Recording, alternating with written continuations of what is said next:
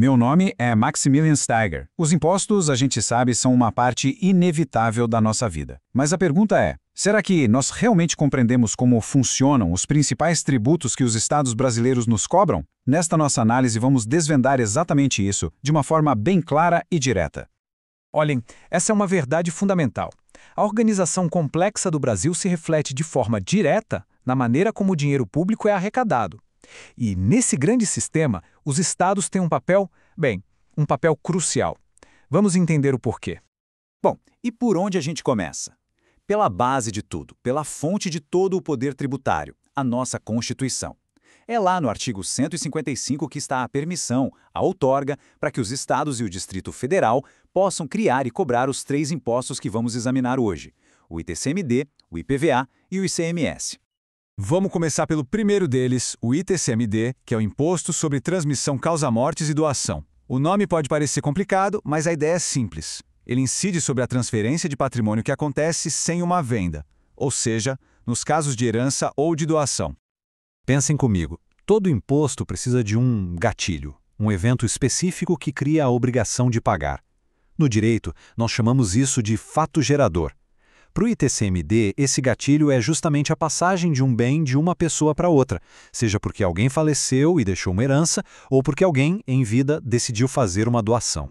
E agora a coisa fica interessante, porque os detalhes fazem toda a diferença. Se um herdeiro simplesmente diz, não quero a minha parte, e essa parte volta para ser dividida entre os outros, não há imposto sobre esse ato. Mas, se ele diz, eu não quero, mas quero que a minha parte vá para o meu irmão João, por exemplo, aí a lei entende que aconteceram 2 coisas. Primeiro, ele aceitou a herança e em seguida ele a doou. Por isso, há tributação. E um ponto crucial, na herança, o gatilho do imposto acontece no exato instante da morte. Aqui, o Supremo Tribunal Federal, o STF, estabeleceu uma regra fundamental para a segurança jurídica. A súmula 112 diz que a porcentagem do imposto que deve ser paga é aquela que valia no dia do falecimento. Isso é importantíssimo porque impede que o governo, por exemplo, aumente o imposto depois e queira cobrar um valor maior sobre uma herança do passado. É uma proteção para todos nós. E aqui vem um contraponto brilhante. Enquanto a regra anterior fixa a porcentagem do imposto lá na data da morte, esta outra súmula, a 113, diz que o valor sobre o qual essa porcentagem vai incidir é o valor dos bens na data da avaliação judicial, que acontece bem depois. Percebem a dinâmica? Usa-se a alíquota do passado sobre o valor do presente. É uma construção jurídica fascinante. Então, para a gente sintetizar o ITCMD, a base de cálculo é o valor de mercado do bem. Quem paga? Isso vai ser definido pela lei de cada estado. E, para evitar uma espécie de guerra fiscal, o Senado Federal estabelece um teto, uma alíquota máxima, que hoje está em 8%. Muito bem, vamos agora para o IPVA, o Imposto sobre a Propriedade de Veículos Automotores. Este é um tributo bem mais conhecido, né? Afinal, ele afeta diretamente a vida de milhões de pessoas que têm um veículo.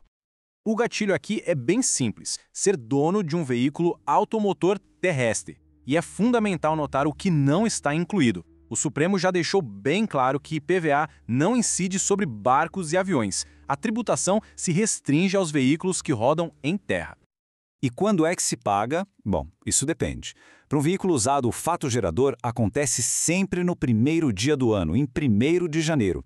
Já para um veículo 0 km, o imposto nasce no dia da compra pelo consumidor. Isso tem uma consequência prática. Montadoras e concessionárias não pagam IPVA sobre os carros que estão no estoque. A obrigação só surge quando o veículo é vendido para alguém. E aqui, o Superior Tribunal de Justiça, o STJ, resolveu um problema muito, mas muito comum. Imagine a situação. A pessoa vendeu o carro, mas esqueceu de comunicar a venda ao Detran. A boa notícia, segundo a Justiça, é que ela não pode ser cobrada pelo IPVA dos anos seguintes à venda. A responsabilidade, afinal, é de quem era o dono do veículo quando o imposto venceu.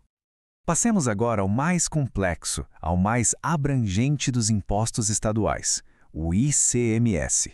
A presença dele é sentida em praticamente todas as etapas da nossa vida econômica, sabe?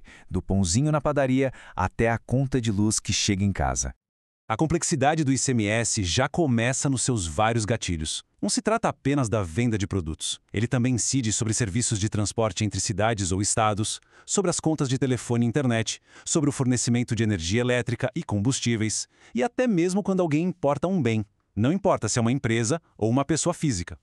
Uma dúvida muito comum aparece na tributação do transporte. A regra, na verdade, é geográfica. Se o transporte começa numa cidade e termina em outra ou em outro estado, o imposto é o ICMS, que é estadual. Agora, se todo o trajeto acontece dentro dos limites de uma única cidade, o imposto é outro, é o ISS, de competência municipal. Simples assim. Mas, vejam bem, tão importante quanto saber onde o ICMS se aplica, é saber onde ele não se aplica. E aqui, os tribunais tiveram um papel fundamental. Por exemplo, o simples envio de produtos de uma matriz para uma filial da mesma empresa não paga ICMS. Uma empresa que vende uma máquina antiga que usava na produção, também não.